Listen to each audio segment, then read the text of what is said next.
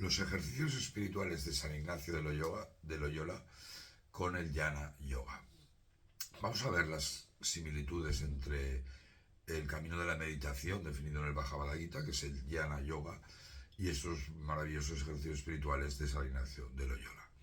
Estos ejercicios son un método estructurado para los retiros espirituales y también de meditación.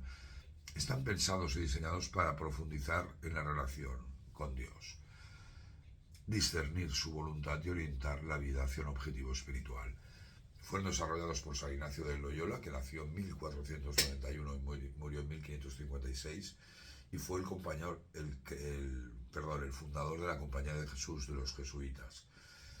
Este programa espiritual está profundamente arraigado en la tradición cristiana y combina la meditación, el Jnana Yoga en el Bhagavad Gita, la oración contemplativa, examen de conciencia y también discernimiento, que sería el Jnana Yoga, el yoga del conocimiento.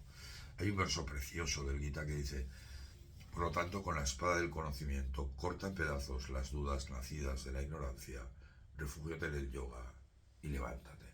Soy Pedro Nonell, si no me conocéis. He traducido 2 versiones ya del Bhagavad Gita, este maravilloso libro del cual estamos hablando.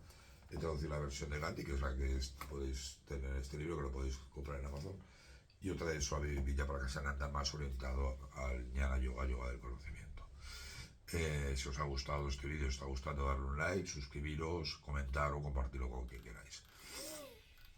San Ignacio desarrolló los ejercicios en el siglo XVI basándose en su propia experiencia, tras una herida en una batalla en el 1521, y los escribió como un manual para guiar retiros espirituales, originalmente pensados para realizarse en 30 días de silencio, aunque hay adaptaciones más breves, como retiros de fin de semana o en la vida diaria. Fijaros que hoy en día se habla en Occidente, en España, en Latinoamérica, de retiros de yoga y de espiritualidad como de algo que viniese de la India, y no es exclusivamente. Sí, allá también se practican, pero en la tradición cristiana también existen los retiros. Y hay un verso sobre los 30 días de silencio en el Gita, va opuesto, no va en esta línea.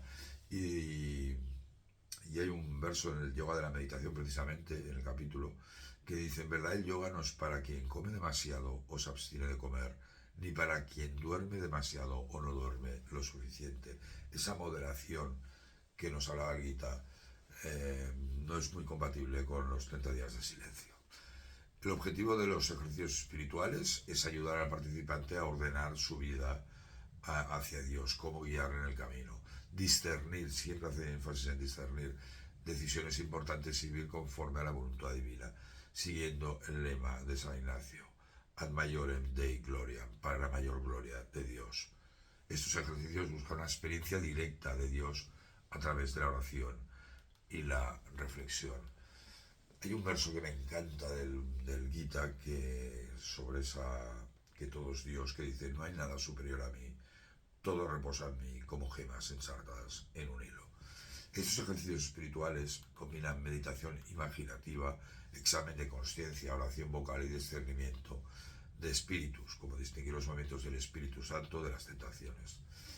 En el capítulo sobre la meditación hay otro verso precioso que nos dice: así como una vela en un lugar sin viento no flamea, así la mente disciplinada de un yogi permanece firme en la meditación sobre el Supremo.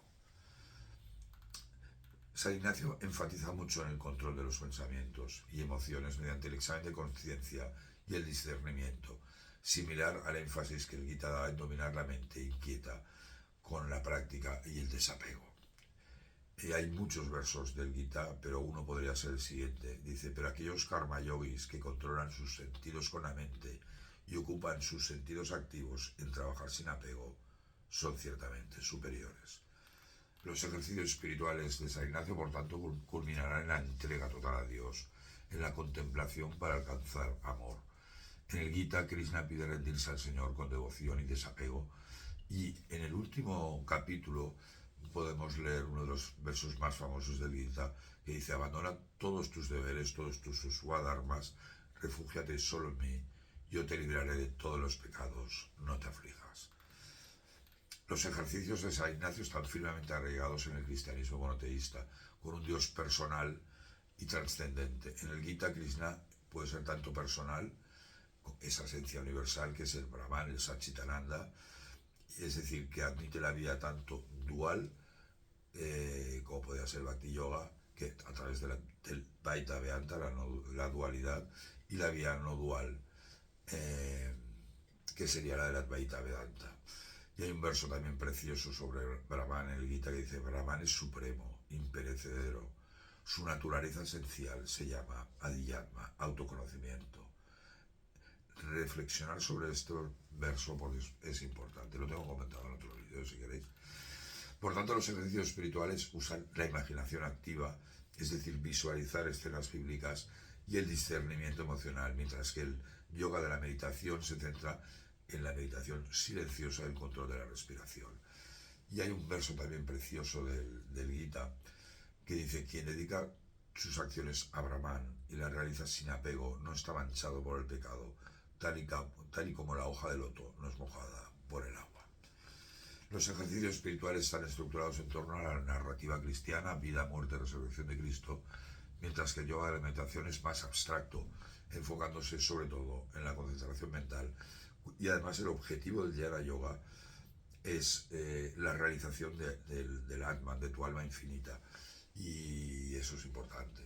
Yo recomiendo un libro en el cual me he basado en parte para escribir este artículo, que es un estudio comparativo del Gita y los ejercicios espirituales de San Ignacio de Loyola sobre el proceso de liberación espiritual de Varghese Malpam. Es un libro que lo puedes encontrar en inglés. Bueno, al final los ejercicios de San Ignacio y el camino del yoga de la meditación pues comparten muchísimos puntos de vista, y como siempre os digo, esto es como una montaña en la cúspide.